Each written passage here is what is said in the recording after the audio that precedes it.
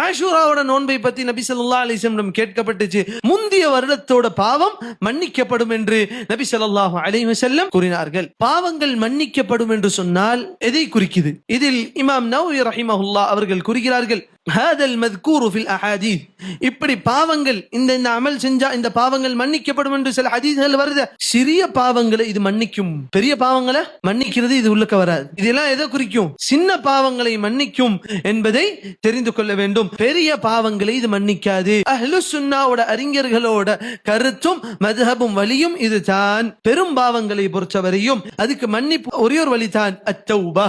தௌபா செய்யணும். மனுஷன் செய்ய வேண்டிய வழி ஒன்னு தான், தௌபா செய்யணும். சின்சியரான தௌபத்து நசூஹா இருக்கணும். பெரிய பாவங்கள் மன்னிக்கப்படும். இல்லை என்று சொன்னால் அல்லாஹ்வோட ரஹ்மத்தை கொண்டு அந்த பாவங்கள் மன்னிக்கப்படலாம்.